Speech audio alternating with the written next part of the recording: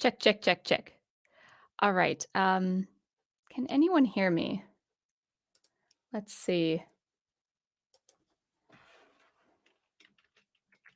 Can anyone hear me?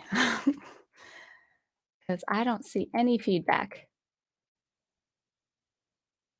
Okay, my audio sounds great. Weird, because I see no feedback whatsoever.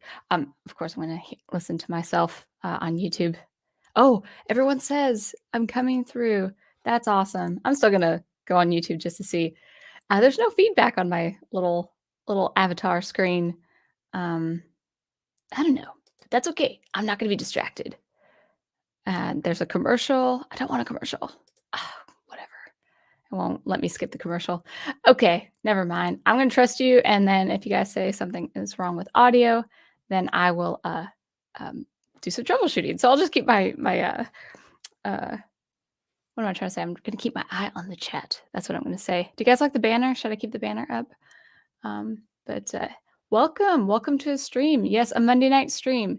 As I was telling Brian Gilmartin earlier today on a chat, um, I will toggle between Mondays and Sundays. It really does depend on my work schedule because I usually work Mondays now, but I had today off, so that's why I decided to do a stream tonight. Uh, so I'm going to take off my headphones so I feel like I can talk freely. And then I will go ahead and welcome the chat, and then we'll talk about short stories because I think short stories are great. I think once we start talking uh, about this particular topic, then I'll take off the banner. For now, I like it on. It looks great from what I can see. So, yeah, 1 second. All right. So, yes, headphones are off, cameras off for tonight, probably for a little bit. Let's welcome the chat. We did have Catholic Bible Geek visiting. I had his comment pinned, but now StreamYard has, I guess, deleted the comment. Maybe it was a little too early. But Catholic Bible Geek was with us earlier today. And then we also have Dr. Y, who has a Neil Gaiman quote.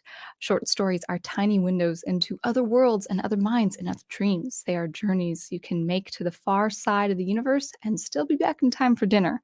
Now, that does sound like him. I don't know if that's a quote of his, but I'm going to trust you, Dr. Y, that that indeed is a quote. It probably is a famous quote.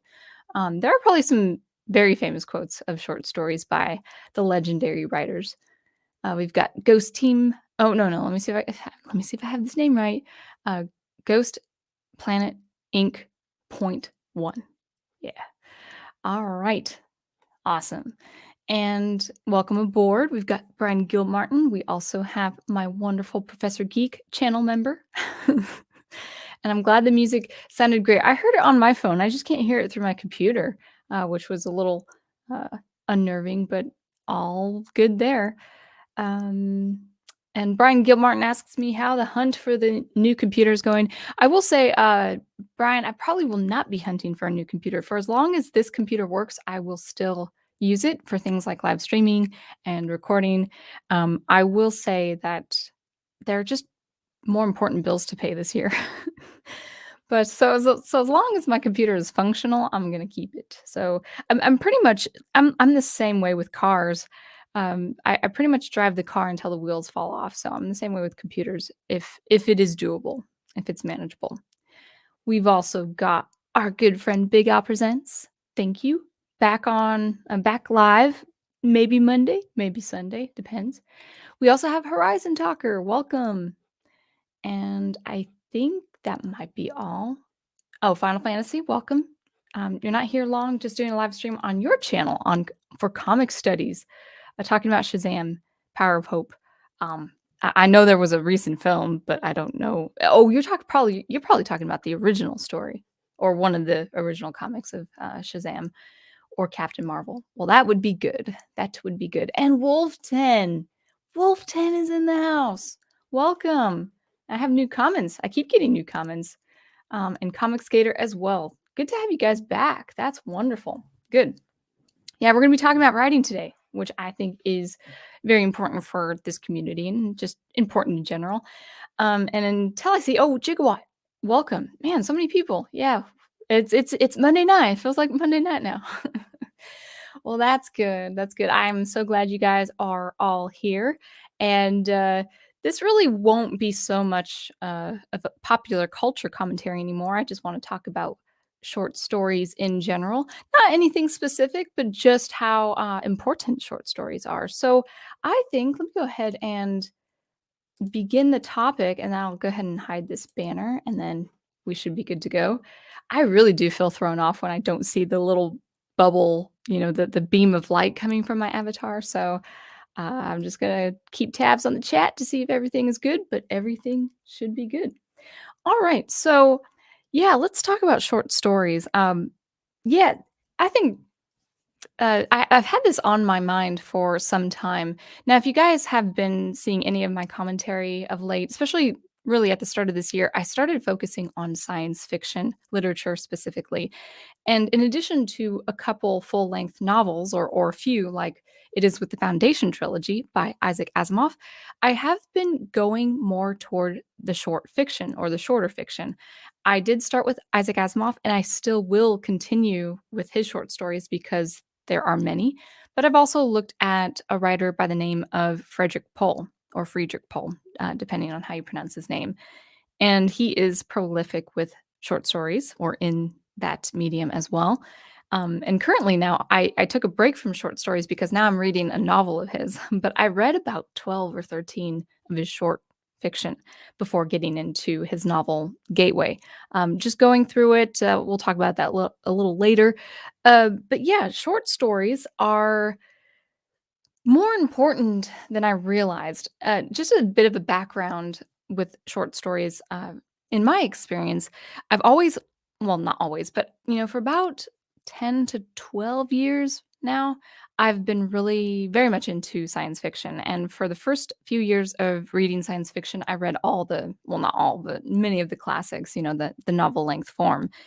And I've appreciated a lot of the works and um, I would say there were books I loved, books I didn't love so much, genres I loved, topics, genres I didn't love so much.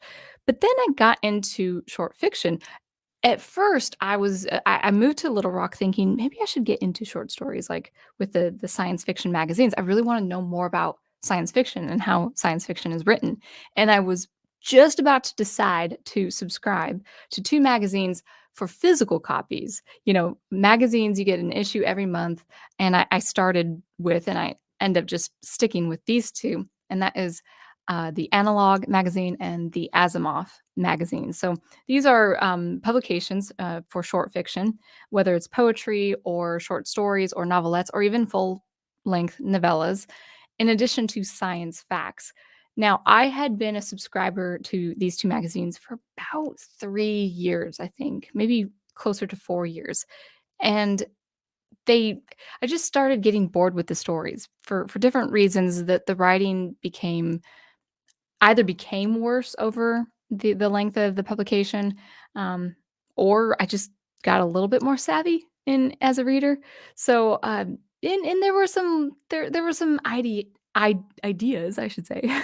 About to say ideology, but there were some ideas that were just kind of being, you know, impressed upon you, so to speak. So for a few different reasons, I decided to unsubscribe from these two magazines. And I remember originally I was gonna get the physical copies, and I'm like, "Oh my gosh, that's two magazines, pretty thick magazines for a couple of years, or two magazines a month. I'm not gonna be able to store all that." I'm pretty Spartan, as my wonderful prof knows. And so I decided just to go to the digital copies, and it was great. It was like, a couple dollars a month, and I got to read all these short stories. And then in that time, I found the value of short fiction. And then I took a break after unsubscribing from these two magazines. I took about like, I broke away from science fiction for a good chunk of years, maybe, 6 or 7 years. And then finally this year, or the last, 6 or so months, I've been going back to short fiction. And I'm like, oh, I do like reading short fiction. I love short stories. And I want to tell you why I love short stories. But more than that, I want to tell you why short stories are really, really, really important. So, I wanted to tell you the short story benefits, I should say. Yeah, benefits for short stories. First for the reader and then for the writer. So if you guys are writers out there and you want to build your worlds and you want to establish your lore, original lore for original places and events and characters and stuff, we'll get into the reasons why short stories are so very much important. But let's actually talk about the benefits of short stories as a reader. So, from the perspective of a reader, short stories are important and beneficial. And it's no surprise to anyone that as the years have gone by, as one generation passes to the next generation, especially in the 21st century, we have really shortened our attention spans for things like books and novels and even reading in general. And because of that, it's much harder in our culture for many, many people in our culture. I mean, there are many people who do read books, there's no question, but in our culture today, it's just not that kind of culture, where people, as a population, as a common pastime, go to books, go to full-length books and read. You get the occasional friend who takes a trip to the beach and just takes with her or him some novels and they'll read at the beachside or by a lighthouse or something like that. And then if you travel, I traveled on the bus for years, public transportation, and I would see people open a book, a very thick book, and get into the book for the commute. But I would say that in the last, I would say, I'm going to make an educated guess, it's about 10 years or so, in the last 10 to 20 years, that our attention span has shortened where we really are losing our capacity for reading long fiction. And I do love reading, but I have come to accept that my capacity for reading long fiction as I get older and busier with life with different things, I'm like, okay, I'm not that savvy novel reader as I thought I was, many years ago. When I was a kid, I would read, like, 21 books. I think I did. I kept setting myself a record every summer, how many books I could read every summer, and they were fairly easy books, because I was a little kid, but they were somewhat novel length, between 80 and 120 pages, and I'd read, like, between 21 and 30 books every summer as a kid. I was just very much an avid reader. Loved my video games, but I didn't have a lot of video games, so I had a very limited library of video games, and and then I would just actually go to a physical library, at the school or at the public library and get some books, and I loved it. And as I've gotten older, of course, different interests have cultivated as well. I became a musician. I learned violin repertoire.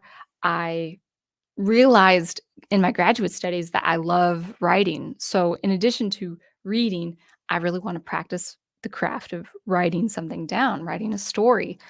And so on top of being a musician and writing and learning things like electronic music with Logic Pro and SuperCollider, and then getting back into retro gaming, and then also I've got to write, I've got to watch these sci-fi shows with my prof, these beloved sci-fi shows. I have a lot of various interests, and I'm not the only one.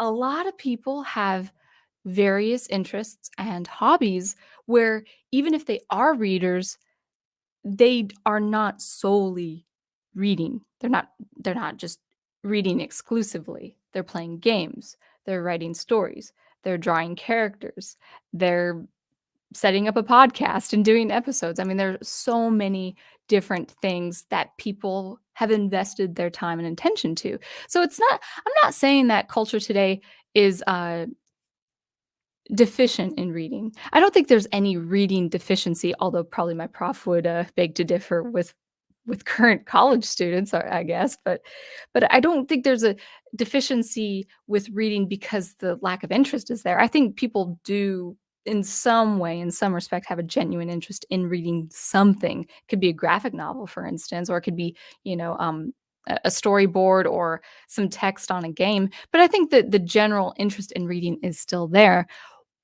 I just say we have so many things to choose as far as our recreation, as far as our pastime. So the capacity to sit down in a chair and read a book all the way through without any other recreational interruptions is not that viable in our culture.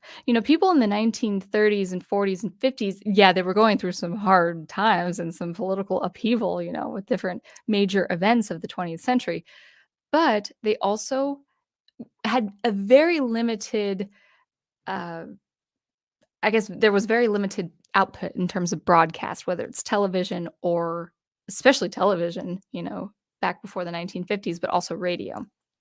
And so people could read a lot more than well, it kinda sounds like I'm making an excuse not to read, but the pastimes and recreation as far as film, radio, drama, all that stuff, it was a lot more limited, 70, 80 years ago. So because of that, we do have kind of a deficiency in our capacity to read. But it's really not a terrible thing because we just have interests in other things. So I don't think our attention span is shrinking because of bad reasons. Maybe there are some bad reasons out there. Maybe people are getting lazy and then they just don't want to read anymore. I'm not saying that doesn't exist, but we do have genuine interests in other things and other hobbies. So I think just that all in a nutshell, in conclusion, people do like to read, but they don't have that capacity to read a long form piece of fiction as they had in the 1940s, for instance, especially in the 1800s. So anyway, so reading a novel in this day and age is it's a commitment. It's a time commitment. I'm learning that with reading this novel by Frederick Pohl. After months of reading short fiction, I find that, oh, okay, yeah, yep. I gotta keep at it, keep it habitual. Give myself 30 minutes to 60 minutes, 5 to 6 days a week to just keep up with this novel to remember it. Now, that's where we see the benefits of short fiction. Short stories are perfect for our modern day capacity. You got to think of short stories, especially well written short stories, as something that is easily digestible, that it doesn't take more than 2 hours to get through.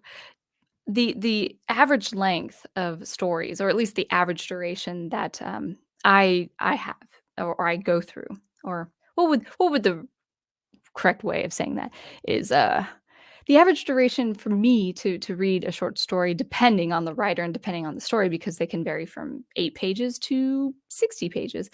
It varies between, I would say, half an hour to 2 hours. So, really, the time it takes to watch a television show or a movie even, depending on how long the short story is or how tired I am or how slow a reader I am. I will give you guys a little bit of a secret. Sound Engraver does not have the comprehension levels. Um, well, I I don't have the best reading comprehension, let's just say. It does take me a little bit, um I read a little bit more slowly than most people. Now, I can read out loud pretty quickly, but as far as my comprehension levels, it's never been that great. I've always had to reread something just to make sure, "Okay, did I miss something?" And all of that. So, anyway, all that aside is, it takes me about half an hour to 2 hours getting through a short piece of fiction, and sometimes it's less than half an hour. And so why is that a benefit? Well, it's a benefit because you actually do feel productive. You feel great. Like, I love getting through a well-told story in, like, 45 minutes and then go straight to a game. Or I love the ability to read a short story and then play a game and then write my own fiction or compose, then write, then sit in a chair and read a piece of fiction. So that's the benefit there. It's you actually do feel productive as a reader. You feel like you've made an accomplishment as a reader. And not only that, you're still building that neural wiring that you need to sustain comprehension as a reader, but also as a writer, if you are interested in telling stories in whatever form, with whatever art form, whatever medium, it does benefit you as a creator or creative yourself to get through short fiction. So that's really the first benefit I wanted to talk about with short stories is that you do feel productive as a reader. I am slogging away much slower than I need to with novels. And it doesn't feel good. It's like, I should get through this novel." It's not like I'm not enjoying a novel. I don't actually keep going through a novel if I don't enjoy it. I actually am enjoying the novels that I've been reading this year. It's just it takes a little bit of time. Why? Because I have, like, 4 or 5 other things I want to get done that night that I do also enjoy. So, reading the novel is something I do enjoy, but there are 4 or 5 other things I want to do that night as well. So, that's the first benefit is that with reading short fiction is you are actually getting through a story and you're reading a good piece of fiction. Usually, if it's the classics, some are good, some are not so good, but you actually do pick up quite a few gems, like a handful of gems, if you get through, let's say, 5 to 7 short stories a week. And that's actually that's a lot. If you can get through 4 to 5 stories a week, that is quite the accomplishment. Even better if they're from different writers, but I'm the kind of reader that I kinda stick with one writer for a while. And, as you guys know, I've been with Asimov for many months now because of his Foundation trilogy, but also he's very prolific. He was a very prolific writer. He's written so many short stories. So until I find a writer who hasn't written a lot, I'm probably sticking with one writer for a good 3 to 4 months. So let me grab a swig of water, and then I will reveal another benefit if I can think of one. Yeah, there wasn't okay, that was the reader. Being the benefits of reading short fiction as a reader is you can get through a story faster and you are also building and maintaining that level of comprehension you need as a reader, but also as a writer. So let me grab some water and then we'll talk about being the benefits of short fiction as a writer. I'm kind of excited about this. So 1 second.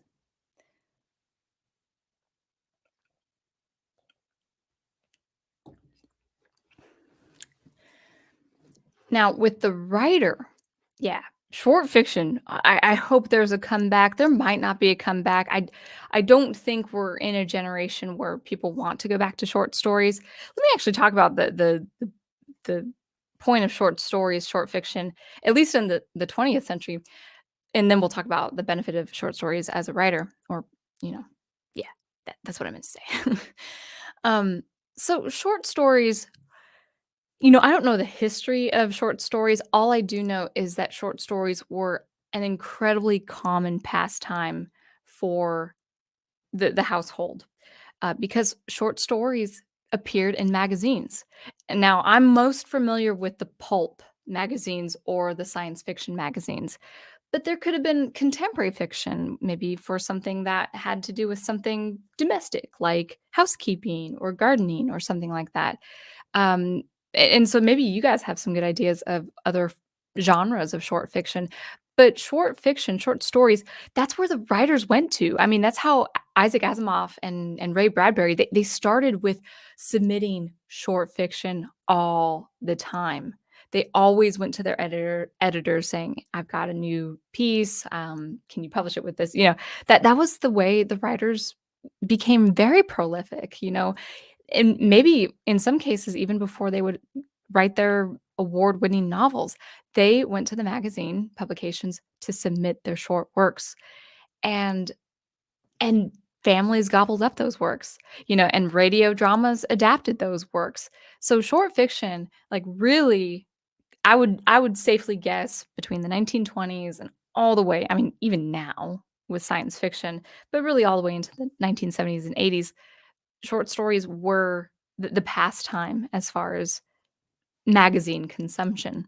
So, reading a short story probably as, someone in a family, in a household in the 1940s or 50s, that was probably commonplace. I'm gonna make that educated guess right now. Don't know for sure, but that again, that's how Ray Bradbury and Isaac Asimov and all their contemporaries, um, continued working as writers.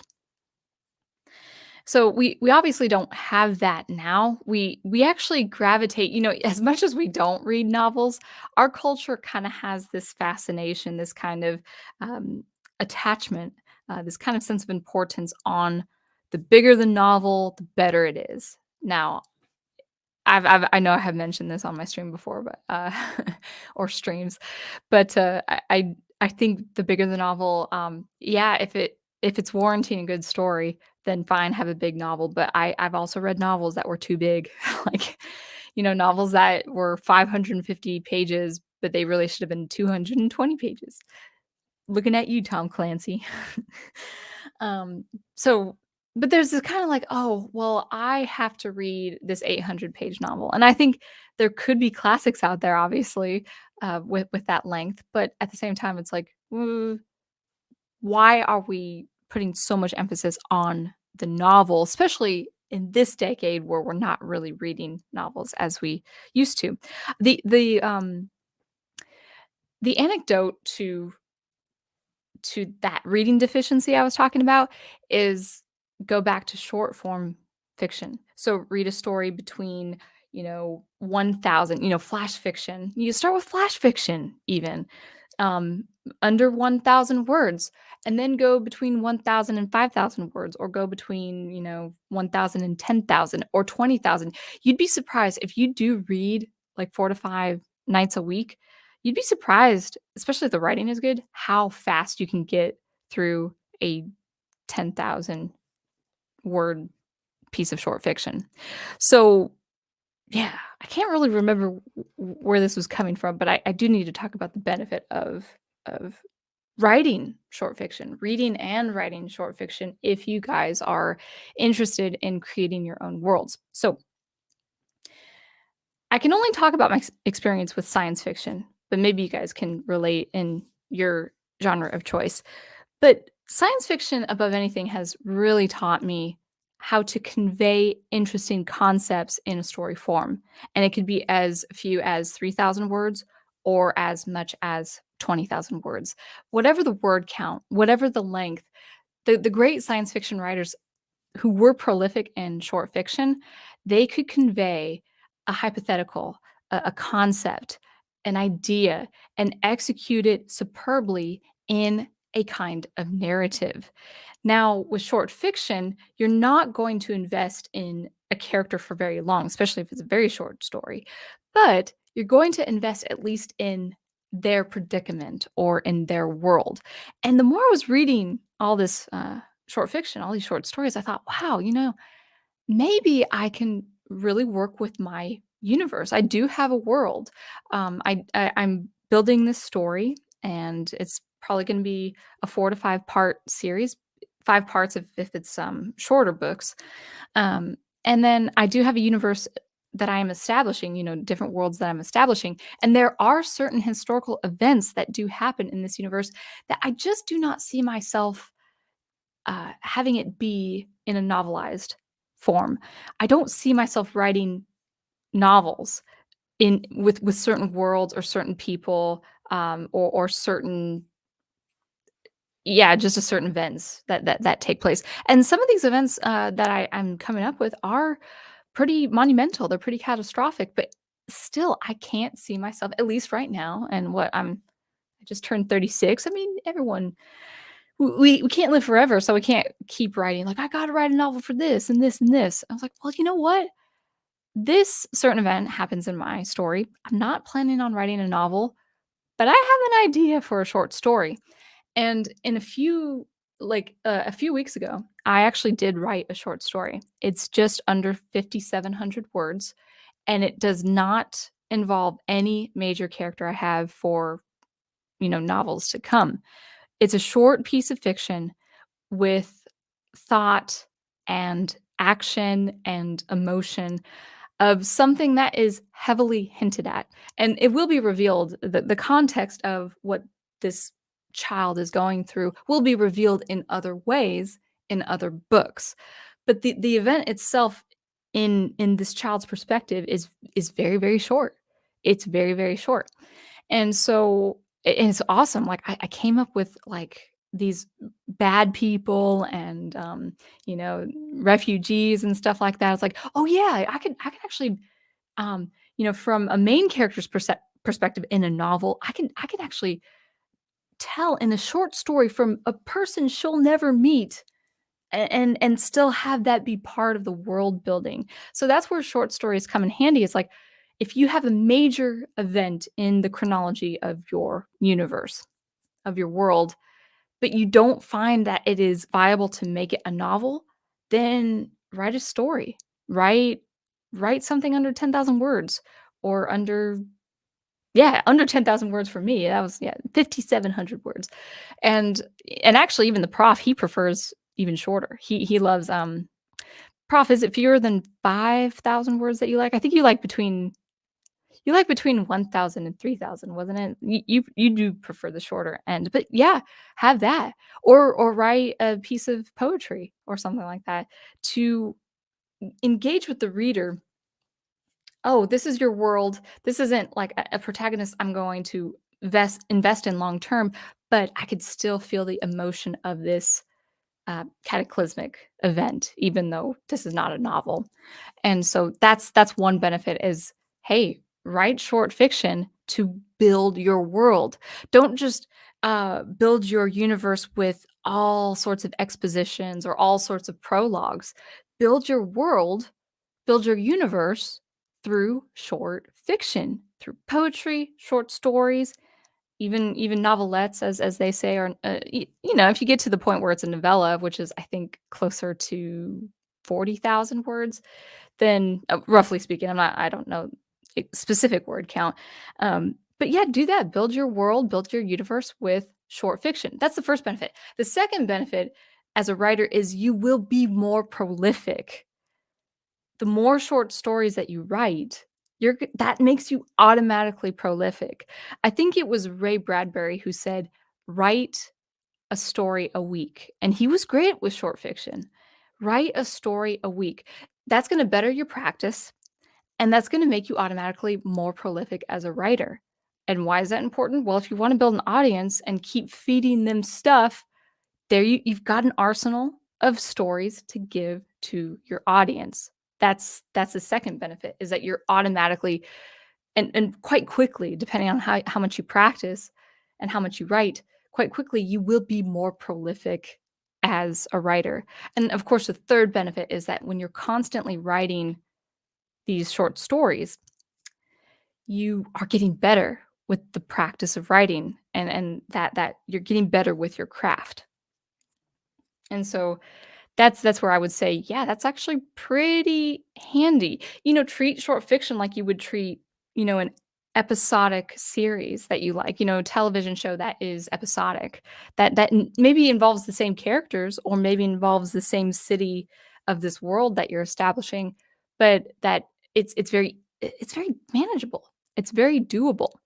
And I will actually say too that one other benefit. So the fourth benefit would be that, I just lost my train of thought. I was afraid I was gonna lose my train of thought. So the fourth benefit it's in my subconscious right now. I gotta pull it out, soon, but, let me grab a swig of water.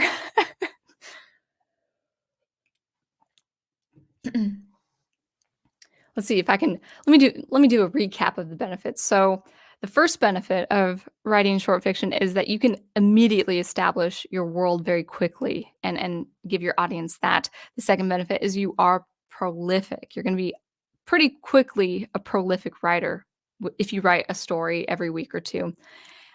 The third benefit is that you are more productive and you are getting better with your craft. Darn it, what was that fourth benefit? It'll come back to me. Alright. So, I will get back to the chat and maybe I'll remember as I go, but, let me pull this up and go up the chat. But my wonderful prof says, "I like the tale right around 10 pages." So 10 pages, that probably is that probably is under 1,000 words. Yeah. Give or take, depending on prose and dialogue. Let's go ahead and just talk. amongst ourselves in the chat, and then if I have anything else to say, or if I remember the fourth benefit, maybe you guys could guess what that fourth benefit was. um, Brian Gilmartin says, "When I was in high school, I was a big fan of Dean Koontz books. I also read a lot of history too." Well, that's actually good. One thing that I do need to get into probably, and this would take a little bit of discipline, is history. Yes, that is important. Military. I do need, for different reasons, to just have a general understanding of how military and economics and military of different social situations would work. That's great. Ghost Planet says, "I love classic anthology shows that adapt short stories."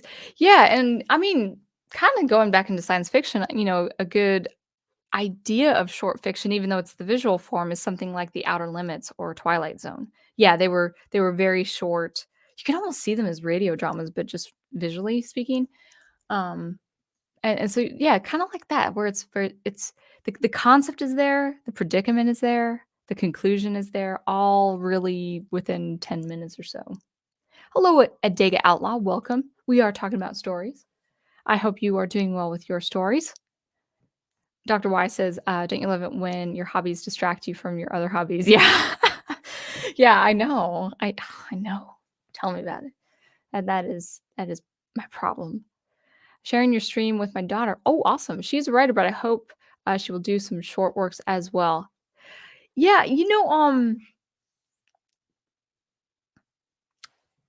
what you will like okay, so I will give you not a warning, but a bit of disclosure with short fiction. Short fiction, at least for me, right now in my experience, I have to be inspired by the story. So I actually wrote a short story a few weeks ago. I think I'm gonna keep this title. It's called The Lady in the Mirror, and it is science fiction, and it's in the perspective of a child. And one reason why it is quite long is she's going through this dialogue. She goes through an inner dialogue, obviously, and I have to write like how a kid would speak or think too, which is quite fun to do. But I'm a teacher, so I kind of pick this thing up a little bit. But she goes through different dialogue exchanges with some adults, actually mostly adults. And then there is something where she's going through a pretty terrible situation, and I won't reveal what it is, but there are some sinister things happening with this self-contained story. Whether I see this child again in my universe, I don't know. Whether I see this family again in the universe, I don't know. I can't say yes or no. It's like, "Oh, well, what happens to her?" or something like that. I can't tell, at this moment. But I was so inspired by the story. I had to write it down. I think I wrote like 1,500, 2,000 words in like under 2 hours, after having the idea. Like the muse just hit me just immediately. And I was actually daydreaming about this idea for this story while I was reading another short story. And I hated that too, because actually I was kind of enjoying the short story I was reading, but I couldn't stop thinking about this one story. So like, I gotta write this down. Gotta write this down.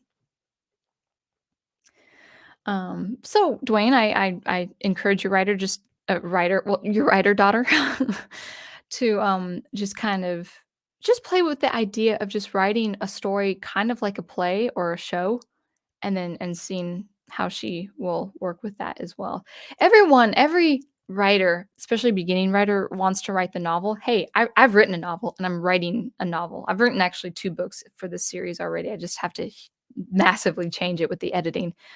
But actually, I've written 3 books in length, um, and and a couple short stories now. I need to get back to this one thriller. One story. So most of my short stories will take place in this universe. I'm going on a sidebar, then I'll go back into this chat. All of my short stories will take place in this universe that I'm establishing.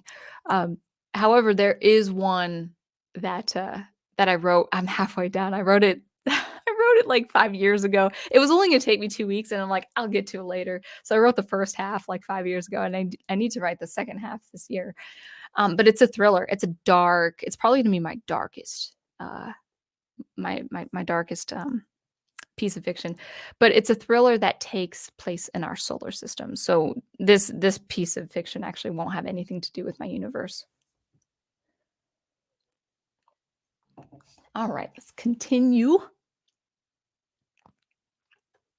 Comic Skater says, I read voraciously when young. Once I got into college and graduate school, I was forced to read so much that I end up reading recreationally less. Comics actually got me back in the game. Comic Skater, that is a very interesting predicament that you mentioned because I had the exact same experience, but with music. When I was a music student, I didn't want to go to the orchestra. I did not want to see the symphony for years as a pastime because I was forced to not only go to different performances, I had to write about them. So you have to remember what you saw and write about it like right after the show, for the next day. And because of that, because I was forced to listen to music as a music student, I actually couldn't do it as a relaxing pastime I'm not kidding. It took me about 4 to 5 years to get back to listening to music after being a music student. I mean, I did once in a while. And the music I did listen to was like synthwave and uplifting trance. For the longest time, that was all I listened to because it was so removed from academics. I just, like, I couldn't listen. I listened to Alison Krauss in the Union Station and then uplifting trance for, like, 2 years straight, and then I started listening to more electronic music in different genres, but I couldn't get back to the symphony for, a number of years. It was really sad. Dr. Weiss says, "I've written a few short stories years ago. I need to get back into it, I think." Yeah, yeah. You'll find yourself feeling accomplished, especially if they're good ideas. Yeah. That's actually kind of something I wanted to mention too, is that, I wanted to man, I'm losing my train of thought, sorry guys. It's been a while since I've practiced. Man, two lost trains of thought. I gotta get back into the swing of things. But, I do see Wolf 10 is going. See you, Wolf 10, if you've gone already, I'm sorry for missing you. But, Dr. Y, you were saying, you should get back into short fiction. I mean, you do feel accomplished, by that, but yeah, now I remember. A lot of people, I would say at first would balk at the idea of short fiction because I get it. We have been, conditioned, and not in a bad way. I don't mean conditioning in a bad way, but we have been conditioned to stay with characters long term or stay with worlds long term. Even with something like the Marvel movies, I mean, we were with Iron Man for a long time. So we actually are used to staying with people. Like, for instance, probably the most classic example right now is Harry Potter. It's like you're with him for like 7 books and you're with him for 8 movies. So when there's finally a conclusion, when there's finally closure to his story, you're like, "Oh, you kind of feel satisfied." With short fiction, unless you are dealing with it episodically, like maybe Star Trek, the first, original Star Trek series, dealing with the same characters just with different stories or different predicaments, you really are more invested in the ideas that the writer is giving you. Now, I would say you should be empathetic and sympathetic toward any protagonist you have in a short story. It doesn't matter how short a story. And the magazines that I read, like, maybe 3 out of 100, I would really latch on to the main characters, and they would churn a lot of emotion within me, and I would feel for them so much, and it was a short story. So short stories can accomplish that. Classic short stories are more revealing the concept and not so much the main character. I would say in this present day and age, with our reading and viewing sensibilities, you want to convey excellently the concept you're going for. but you also want to make your protagonist sympathetic. You wanna feel with the protagonist. You wanna feel afraid when they're feeling afraid. You want to feel excited for what they're anticipating if that's possible. I mean, give or take, but you do want to resonate emotionally with your protagonist, even if it's under 5,000 words. I think that's pretty important for the modern day writer now. You don't see that a lot with the classic writers. No, you don't see that as much.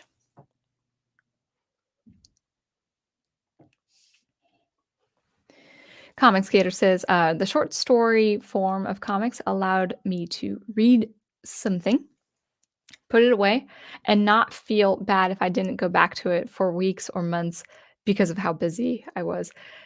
Yeah, I think I think that's the benefit of short story, of a short story. Brian Gilmartin says, in school, I was known for reading above my grade, where some would struggle with 50 pages. I could do 150. I was pretty quick to comprehend it too. Yeah, I can read quickly. My comprehension level is a little not as much as I want it to be. But if you keep reading, you're just gonna get better at it. You're just gonna pick it up better. And honestly, I think the more you read, the better you write. I'm picking up some little techniques even from reading Asimov and, Frederick Pohl. Like, Frederick Pohl, he's got this really wonderful style of prose. It's almost conversationalist. It's almost as if you're talking to the protagonist like he's sitting in a chair, and leaning back and telling you his experience and stuff, but it's not in a bad way, it's not in a cheesy way or a terribly done way, it's most often than not, it's done very, very well. It's like, "Wow, I like that style." I can't really imitate that exactly, especially with the stuff I'm working on now, but I'm definitely picking that up as some kind of technique. And you also say that you remember when games required a basic reading level to understand the story. Mhm. Ghost Planet says a lot of short stories are adapted by anthology TV series like Tales from the Crypt or Tales from the Dark Side of yeah, Twilight Zone, Outer Limits. Yeah, exactly. Yeah, good, good stuff. Yeah, and I think Dr. Wyatt makes a really good point. If you think about it, a TV show, I'll just put this up here. If you think about it, a TV show is a collection of short stories in film form, and that's if I've not mentioned already, that's why I like short stories. Is that it's a film you're reading.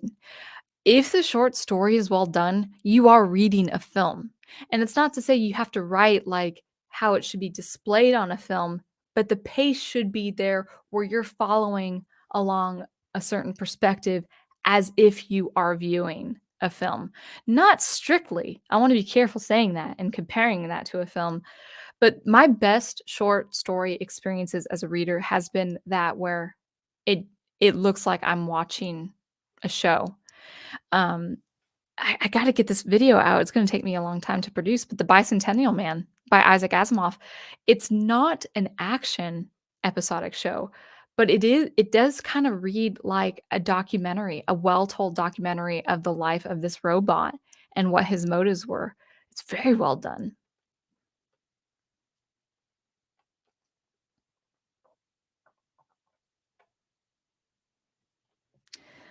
Um, Sound Engraver, yeah. Yeah, exactly. Did you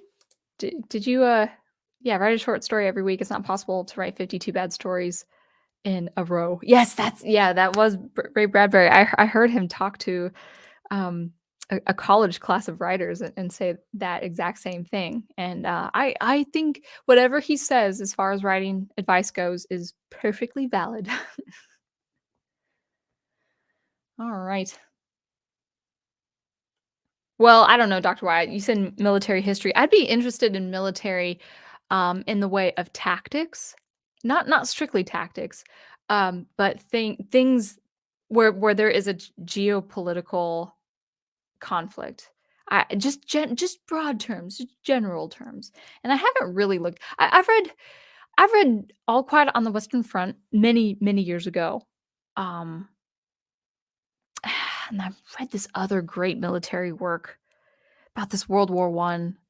Oh my gosh, what was his name? I don't know his name. I think the title I'm gonna look this up. I think if I have this right, I remember liking it, not as much as, All Quiet on the Western Front. Um, oh, no, no, that's another book. I was gonna say Stranger to Myself, but I'll have to remember what the military or the World War One book was. So I've read a couple novels that fictionalized versions of World War One, that experience, but, not so much. No, I've just kind of been staying with science fiction for a long time. Punk Moth, welcome. Jumped into this stream a little late, but this has been a very interesting topic. Well, thank you. I struggle with my own stories that I've tried to write short stories, but I have no idea how to finish and start. Well, actually, that wasn't my fourth benefit of writing short stories, where I had lost my train of thought. So we'll just call it the fifth benefit.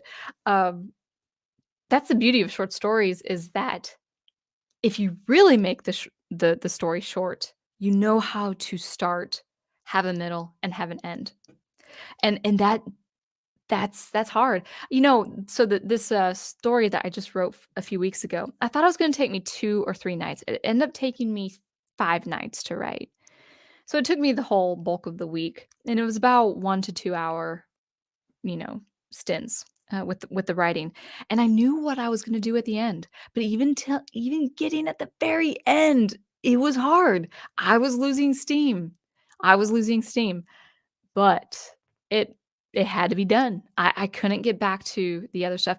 That was the 4th benefit. Guys, I remember the 4th benefit. Okay, so the benefit of also writing short stories is that if you're writing a longer piece of fiction, you can take a break. If you need a mental break and you need to step away from your novel and you're inspired by something about another character and say, "You know what? I can write a short story right now." Take a week off writing your novel, take a few days in that week writing a short story, complete it, be done with it, step away from it, and go back to your novel. And actually, you will feel refreshed. That was my experience. I don't have a writer's block. I've never had a writer's block before, but I was stuck in the thick of a scene in my novel, and it's been brutal. And it involves science where I have not really quite I'm halfway there establishing the exact science I need for this story. And then I had this inspiration while reading a piece of fiction. I'm like, "Oh, that's a good idea. I gotta write this down." And I didn't get back to my novel for a good 7 days, and it felt good coming back. I needed that reprieve. So yes, that is the 4th benefit, is that writing short fiction gives you the mental break you need if you need to step away from a longer piece of fiction and say, "Oh, but I still need to write." So you're still writing, but you're writing s with a completely different context, with a completely different voice. I'm going from the perspective of a 32-year-old woman to, like, a 5 or 6-year-old girl. That's very different. So it's great. So, yeah, that was the 4th benefit.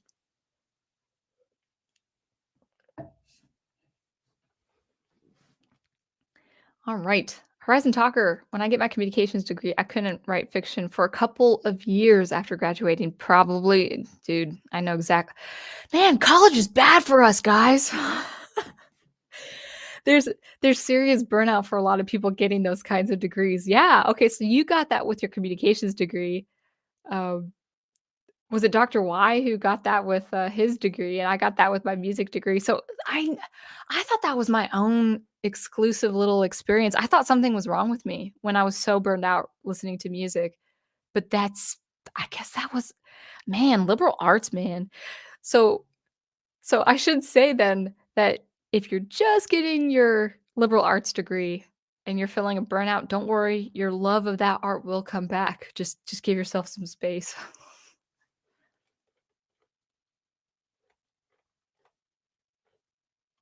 All right, a little bit more down in the chat. Let's see.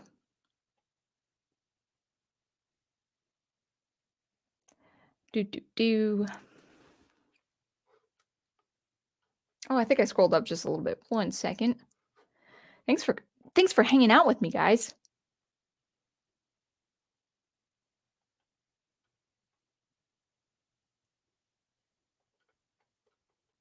Excuse me. I should sing a song as I scroll down the chat. That way you don't see that there's any dead space. And you guys haven't mentioned anything about my audio, so hopefully that's good too. My picture looks like it's, like, completely frozen, so it's very disorienting. Brian Gilmartin says, "Lately, I've tried writing a story focused on one of my original characters. It starts with her on the tail end of martial arts workout on a workout on a jetty in the evening and getting attacked by a sea monster." Well, yeah, I mean, even if you write down that experience, even if that experience may be a memory or something, but, you shouldn't think or have this expectation that, "Oh, I've gotta write this as a short story," and then maybe if something happens, you're like, "You know what? This is actually a novel." That's fine too, as long as the ideas are down. Um, I had to do an immediate break from my novel to write the short story because I knew if I didn't write it down that night, I was never going to get that idea back. That's a very important lesson to all writers, guys. You and for composers too, for music composers, my dad has experienced this, my sister, when she was writing music, at the time, she experienced this. I've experienced a number of times as a composer where I'll have a melody and I'm like, "Ah, I'll remember that melody, no problem. I'll even play it on the violin, no problem, and I'll remember how to play it on the violin, and I'll have it." And sometimes I'll forget, and there are some times where that melody comes back months later. But then there are some times where that melody never comes back. So if you have an awesome idea for a dialogue or a character's background or a character's name, write it down. Even if it's like 4 o'clock in the morning and you have to go to bed for your shift the next day, it's worth losing sleep to write that down or have a notebook besides you or something like that. Just write it down. So important. So important. So that was it was very imperative that I got that story down because I knew that story would never come back if I didn't write it down. My favorite episode, oh, I think Ghost Planet is talking about horror? Yeah. No, dark humor for me on my stream. And no, comedic, unquestionable characters on my stream either, because 'cause I'm not about that. This is not Fan Man stream. I love Fan Man, but this is not Fan Man stream. Um, so oh, you're continuing, Brian. I then fast forward to the next morning where she lives, she and 3 characters are on the beach, she states, having had trouble sleeping because of the attack the previous night. Oh, you're continuing. Yeah, I mean, I'd just say write a page. Start with a page. Even if it's with a page of dialogue. Okay, Ghost Team Ghost Planet, I prefer you not talk about those topics. George Washington is a hero. I don't like this idea of him being what he's not, in an alternate universe, so I would just say lay off on some preferences, please. Um, Dr. Y says, "Ray Bradbury wrote the short story The Foghorn. It was very loosely adapted into the first atomic monster film, The Beast from 20,000 Fathoms." I'm very surprised how some of these black and white films and shows are just so dark. I mean, just so sinister. Yeah. So, anyway, so I do not just as a general thing, I do not endorse horror. And I'm not saying that's a bad genre, and it can be masterfully done, but I don't do horror, and I don't do B-rated horror, and I this might be another stream, but I actually don't do B-rated science fiction. Yeah, that might be another reason why. I'll tell you I probably should probably conclude, with that. But, no, I'm not recommending any horror or B-rated topics, if that's okay, especially when it changes, like, an iconic figure like George Washington. I'm sorry. Like, He's a Chad. And I know my prof can say as much. All right. Punk Moth says, I'm glad to help you remember the fourth benefit and thank you for the advice. I'll keep that in mind. Good. Good. Thank you. Thank you. Thank you. All right. Actually, I kind of want to talk about something real quick. And we could still talk in the chat, or if the chat slows down, we can wrap it up here. Um, this was going to be another stream, and I might even make this as like a fixed video where I'm talking in front of the camera. So the prof and I got involved. We just started a couple weeks ago. Uh, Stargate SG-1, and so far I'm liking it. And I like the premise. I'm liking the characters. We're in episode 3, I think. So we finished the pilot last week, which was like an hour and a half. Um, and it was good. And then we started a few episodes in that first season, and I'm enjoying it so far. I like that old '90s look. I just like how the film looks back then. So I really do like that, and I'm liking the military aspect of the sci-fi. You know, kind of with this whole alien um invasion, or not really invasion, but kind of like, oh, we got to deal with this alien race. But I, I'm admitting a lot of stuff right now, being honest with you guys. But there are some things that happen in that pilot uh film length episode, and even some things that happen in the first episode that follows up that pilot.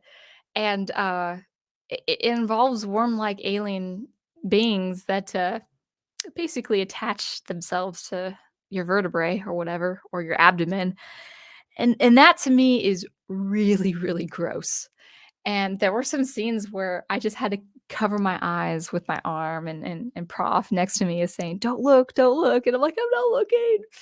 And I just, I love science fiction, guys, and I love a lot of different kinds of science fiction, but you will never see me talk about something like The Thing or The Fly because I don't like I don't would you call The Thing and The Fly B-rated? Or even just even it doesn't have to be B-rated movies or whatever. I just do not like gross science fiction. Now, I do appreciate the visual depiction of the absolute primitive evil of aliens. I think that is important in science fiction. But that's something I like conceptually. I won't actually immerse myself in that kind of horror film, or that kind of horror fiction in the text. So if it's like a horror book, like if it's a sci-fi horror book, I'm sure the writer is great. I'm sure the writer is fantastic, but that's just not my cup of tea. And I remember my prof said, because I was like, I was kind of shutting my eyes, and I'm like, I hate this. I hate this gross stuff. And he said, I but you like science fiction. And I think because part of our culture from the 80s all the way now to the early aughts, with things like Alien, people say, "Oh, you like science fiction," and this isn't my prof saying this, but I can see the misconception where people would say, "Oh, you like science fiction, you must love the Alien film franchise." I'm like, "I'm not gonna watch the Alien film." I know, I'm sure it's a good story where there's this protective motherly figure trying to rescue this child from this terrible infestation and mother alien creature, and I'm like, "You know what? I appreciate that as a concept, but I can't watch that stuff myself, guys." So, just a little bit of a disclosure there. I love science fiction, but give me robots, give me, some military science fiction, give me space travel. Yeah, yeah, and you can have a med bay and medical bay, and you can have aliens. I'm gonna have aliens in my fiction, and I'm gonna have aliens that people won't understand. But, at the same time, I won't have I'll have a tension about it. I'll have some tense action about it, but I probably won't have the horror element in it. If I have anything close to horror in my fiction, it's more psychological horror dealing with the human not anatomy, but the, human psychology, like the human condition, usually involving the mind. If there's anything related that is close to horror, it would involve the mind. So, anyway, yeah, Resident Evil, I will not be in my wheelhouse. Yeah, that goes for zombies too, guys. It goes for zombies too. Um, answer yes? Prof, do we have wait, is that an actor? Gosh, I'm kinda letting you in on my ignorance there. I'm not sure. Prof can answer better than I can. So, it's the show following the film with, James Spader and that other guy, Kurt Russell. Kurt freaking Russell, guys. I know I forgot his name that last stream.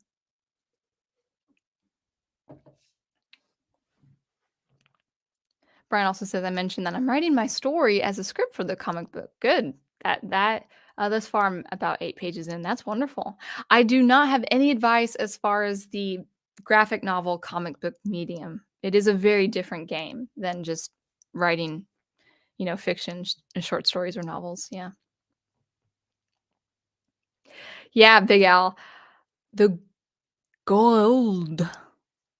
It was too much for me. Now, I don't mind the look of it.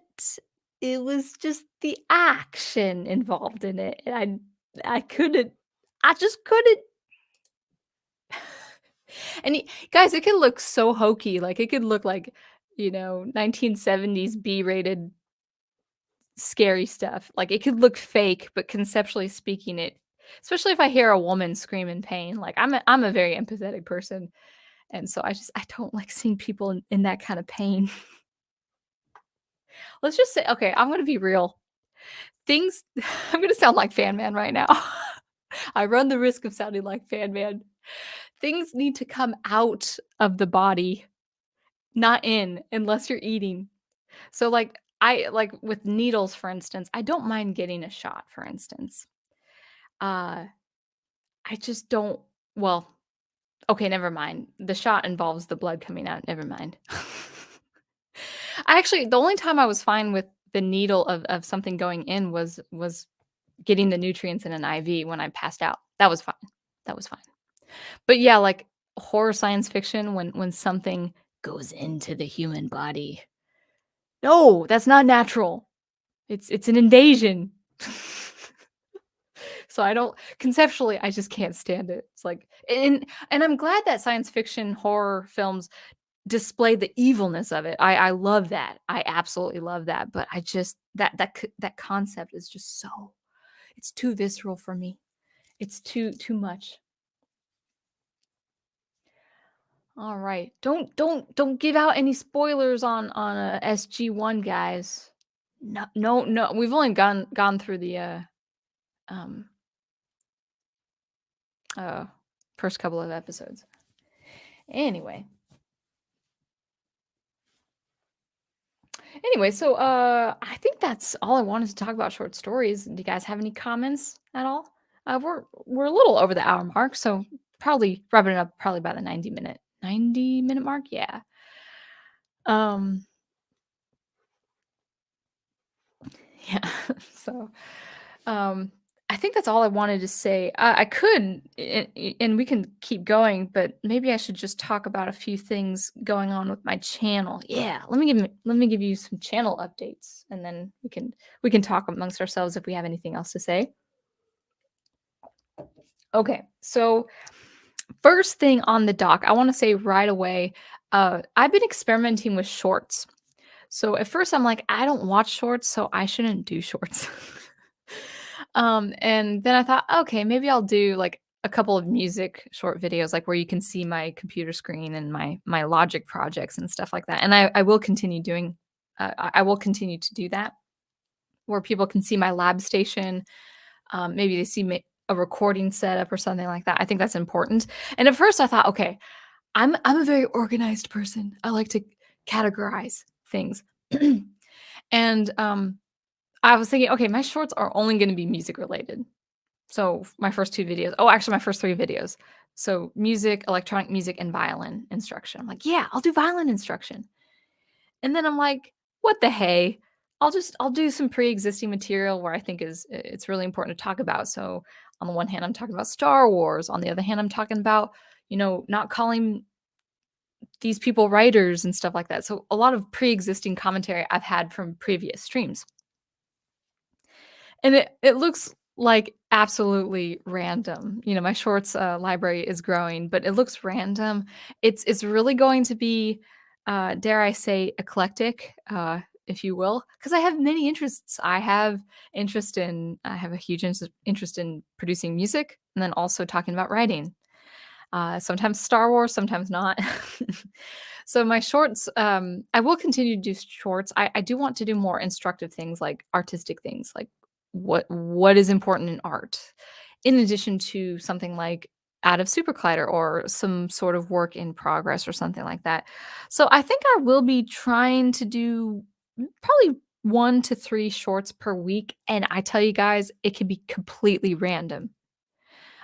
It could be pre-existing material, it could be something on my violin, maybe I'll do another piece of information on bow technique or left hand technique or something like that.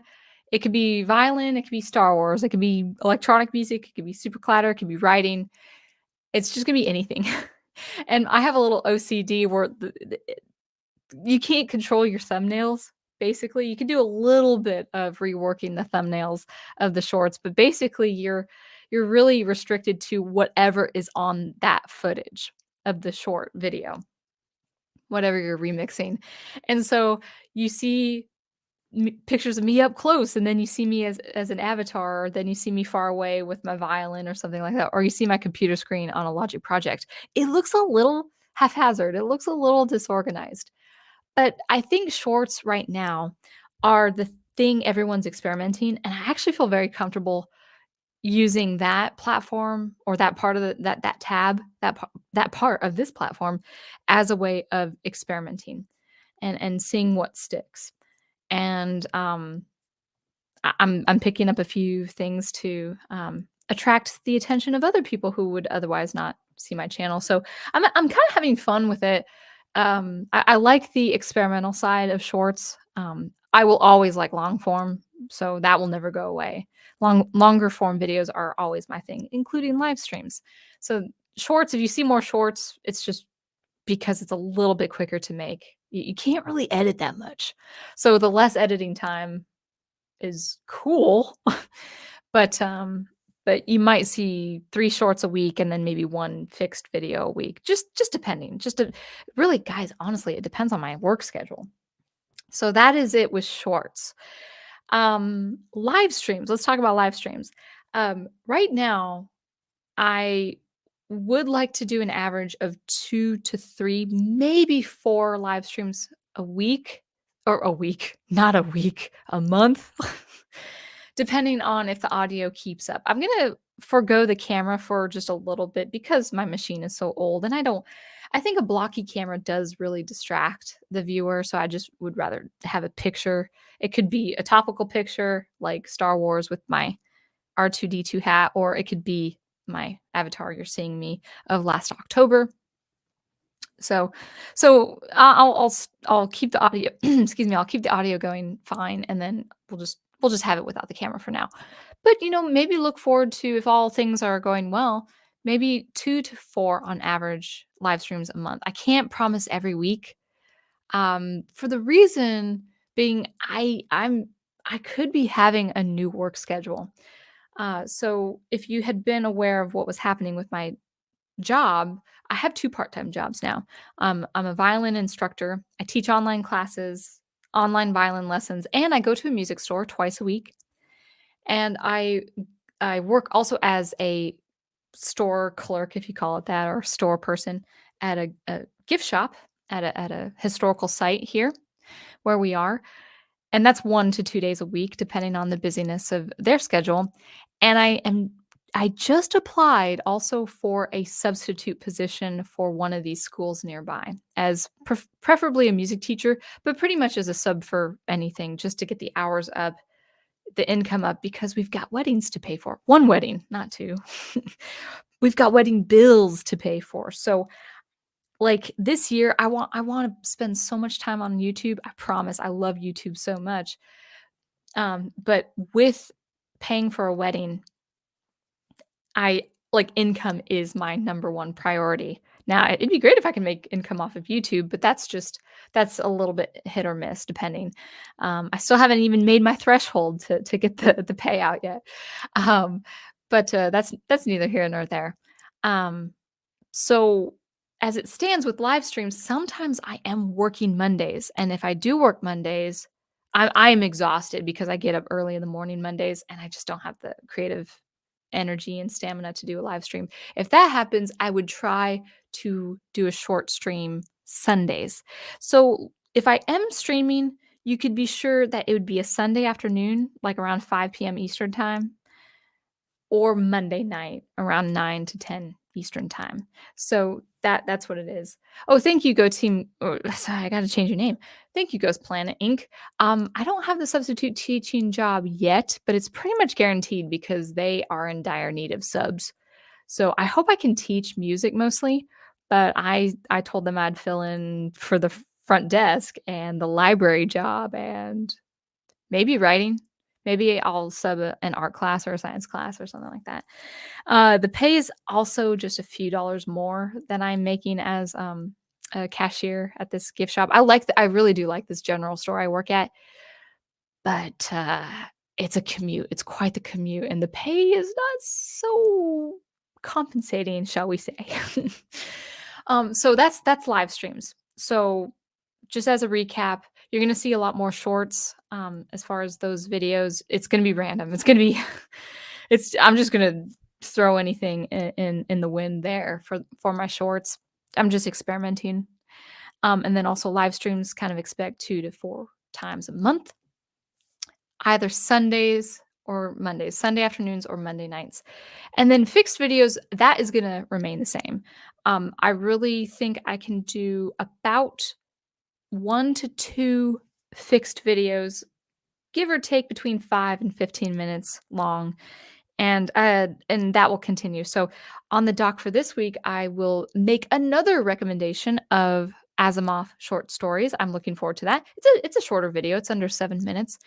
And then if all goes well with SuperCollider, I'd like to do another little sound experimentation demo for you guys, but, I'm having trouble with the code, so I can't guarantee that. But you will have at least one science fiction video headed your way. So anyway, that's it for me. So it's because of my crazy change in the work schedule, I'm just gonna accept that 2023 is a little bit it's gonna be a little disheveled as far as content is concerned. I'm just gonna be able honestly, guys, it as far as topics are concerned, I'm gonna be talking about what I feel like talking about. There's not gonna be as much rhyme or reason in the, order of topics as much. I still wanna talk about music, but that takes way that takes a ton of time. It's much faster to talk about science fiction than it is about music because music is my specialty, and I wanna be a little bit more organized with that. So, that out of the way, if you guys, are finished here, I mean, I know I can talk about other stuff. Oh, thanks. Go Team Ghost Plan. I hope I wasn't sounding too severe for you. Um, I appreciate you saying, you apologizing. There's nothing to be sorry for. I saw that, I'm like, "No." But, no, you're all good. Things like Twilight Zone, things like Outer Limits, that's classic and fine.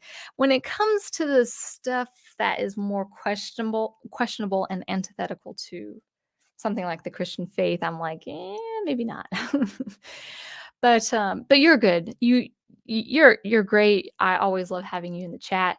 Um, but anyway, so I think that's it if I don't see any more of you guys in the chat. I had a wonderful time streaming tonight. So be on the lookout for another stream. And I'm glad you guys, if you guys wanted to put before I go, if you guys wanted to put in the chat what you thought about the short fiction, I really still want to concentrate more on things like short stories and science fiction and all that wonderful, wonderful stuff. So, but yeah, let me grab a swig of water. What does Fan Man do again? La da dee, da da da, honey. All right, guys. Well, I thank you guys so much for watching and listening. And until I see you next, keep producing, preserving, and promoting the wonderful art you love. And I'll catch you later. Thanks again.